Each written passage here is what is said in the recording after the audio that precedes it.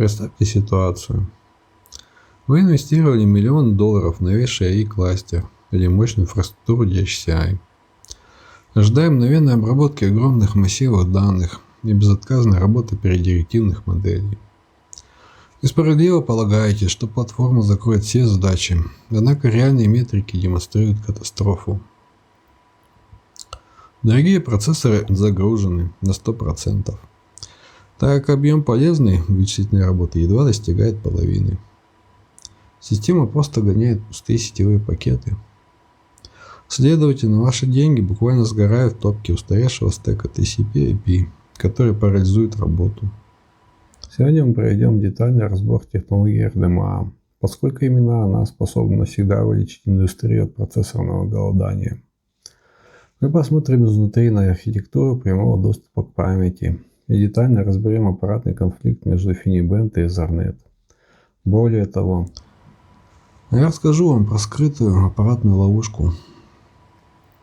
Из-за нее внедрение RDMA может парадоксальным образом обрушить вашу 100 гигабитную сеть на смехотворных 1,5 гигабита. О том, как избежать этого коллапса с помощью архитектуры баз данных, мы поговорим чуть позже. Чтобы понять истинную ценность решения, необходимо заглянуть в физику процесса и найти корень проблемы. Традиционный протокол TCP/IP десятилетиями служил эталоном надежности. Но в реалиях высоких нагрузках он превратился в фундаментальный архитектурный тормоз. Представьте классический прием сетевого пакета. Адаптер генерирует аппаратное прерывание, в результате чего процессор получает резкий удар по рукам. Прямо во время сложной работы он вынужден приостановить выполнение текущих задач, переключить контекст, начать работу банальным грузчиком. Процессор извлекает данные из кольцевого буфера и передает их вверх по всему стеку протоколов TCP/IP внутри ядра. Затем он проверяет контрольные суммы, упорядочивает пакеты и только после этого отдает их вашему приложению. Каждая подобная операция промежуточного копирования не только генерирует огромные задержки, но и вызывает фатальное загрязнение кэша процессора. Транзит и сетевой мусор агрессивно вытесняют полезные данные из высокоскоростного кэша L3. Следовательно, весь ваш кластер начинает простаивать в ожидании ответа от медленной оперативной памяти. При скоростях передачи свыше 10 гигабит в секунду вычислительные накладные расходы на обслуживание стека TCP/IP становятся настолько высокими, что могут полностью утилизировать несколько ядер современного процессора исключительно для поддержания сетевого соединения. Бизнес получает счета за электричество. Но сроки обучения критических AI-моделей бесповоротно срываются, а рабочие процессоры в классе DHCI сильно замедляются. Технология Remote Direct Memory Access решает эту проблему максимально радикально. Физика прямого доступа базируется на 3 фундаментальных китах: на нулевом копировании данных, полном обходе ядра операционной системы и аппаратной разгрузке ЦПУ. Эта архитектура работает по иным правилам. А если классический TCP/IP похож на передачу посылки через курьера, долгую охрану и секретаря, то RDMA выдает вашему приложению прямой VIP-пропуск. Благодаря этому данные попадают напрямую в память нужного сервера, минуя абсолютно все программные бюрократические барьеры. В парадигме RDMA операционная система привлекается к работе только один раз на этапе первичного установления, соединения и регистрации памяти. Ядро аппаратно фиксирует страницы памяти от выгрузки SWAP файл, после чего генерирует строгие криптографические ключи локального и удаленного доступа. Дальше датаплейн работает самостоятельно. Целевая сетевая карта проверяет ключи валидации, в результате чего данные летят напрямую через шину PCIe. Процессор удаленной машины даже не подозревает о транзакции. Нет ни аппаратных прерываний, ни загрязнения кэша, только абсолютно аппаратная изоляция. Как именно приложение обращается с сетевой картой без ядра ОС? Физика процесса опирается на архитектуру парных рабочих очередей, где приложение формирует компактный запрос и просто кладет его в память. Однако положить заявку мало. необходимо привлечь внимание контроллера. Для этого используется механизм аппаратного дверного звонка, представляющий собой прямую запись в регистр memory mapped ввода-вывода.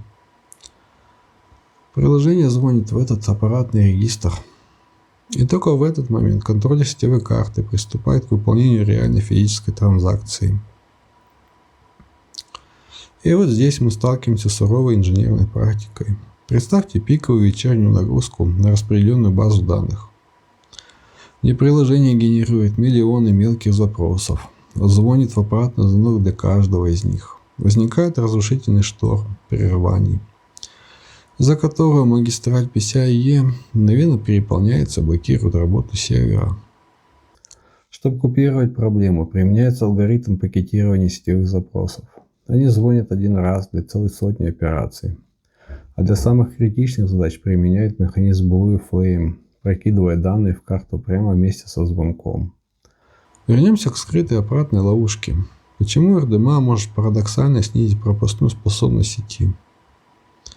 Этот архитектурный дефект ярко проявляется при операциях перетасовки данных внутри распределенных баз данных. Дело в том, что в результате вычислений крайне редко лежат в оперативной памяти красивым непрерывным блоком. Чаще всего это тысячи разрозненных фрагментов. Классический адаптер RDMA слепо выполняет отдельную транзакцию RDMA для каждого крошечного фрагмента. Следовательно, магистраль перегружается метаданными. Многомиллионное оборудование работает хуже старого роутера. На 100 гигабитном линке скорость может рухнуть до катастрофических 1,5 гигабит в секунду. Решением этой дилеммы стала архитектура декларированного RDMA. Мы больше не заставляем процессор высчитывать расписание для каждого байта, а просто передаем карте DPU общий список целевых адресов. Планировщик внутри DPU самостоятельно группирует разрозненные фрагменты в массивные транзакции, выдавая феноменальную скорость при нулевой загрузке сервера. Здесь важно отметить фундаментальную разницу технологий. Обычная карта SmartNIC – это просто сетевой акселератор. Полноценный DPU работает как независимый контроллер. Он сам анализирует трафик, аппаратно защищает информацию и полностью разгружает процессы сервера. В современных реалиях агентик АИ, центральный процессор и системная память зачастую становятся банальным архитектурным рудиментом. Нет никакого смысла копировать гигантские тензоры из видеокарты в RAM-сервер только ради того, чтобы затем передать их в сетевой контроллер. Подобный транзит создает разрушительный эффект двойной нагрузки на внутренние интерконнекты. Технологии класса GPU Direct решают эти проблемы. Сетевая карта получает прямой доступ к шине PCIe, и аппаратно пишет входящие данные сразу в видеопамять графического ускорителя, филигранно обходя все системные узкие места с долей микросекунды. Рынок высоконагруженного транспорта данных сегодня находится в состоянии жесткого архитектурного противостояния. На одном фланге стоит InfiniBand, неоспоримый золотой стандарт для сверхплотных распределенных вычислений. Его базовая физика опирается на кредитную систему управления потоком, где вы физически не можете начать отправку, пока на целевом коммутаторе не освободится буфер. Подобная архитектура гарантирует нам идеальный детерминизм. Потеря пакета здесь исключена аппаратно. С другой стороны находится конвергентный RoCE 2, энкапсулирующий мощность RDMA в оболочку стандартного протокола IP. Многие утверждают, что это дешевый путь, однако эта информация противоречива. Действительно, само коммутационное оборудование обходится дешевле, но для обеспечения работы без потери пакетов требуется ювелирная настройка протоколов PFC и DCQCN. Экономия тратится на зарплаты сетевых экспертов. Малейшая алгоритмическая ошибка в конфигурации мгновенно вызывает тот самый PFC-шторм, который парализует сеть и сбрасывает скорость до 1,5 гигабит. Именно по причине этой нестабильности технологические гиганты создали консорциум Ultra Ethernet.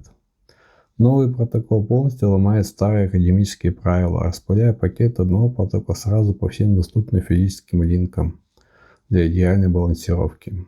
Пакеты прибывают в цели в абсолютно хаотическом порядке, но умная сетевая карта мгновенно собирает их в памяти благодаря аппаратным тегам смещения.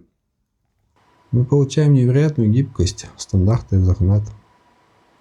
При этом сохраняем строгую микросекундную предсказуемость, характерную для лучших мировых суперкомпьютеров. Эта аппаратная трансформация затронула не только вычисления, но и дисковые подсистемы.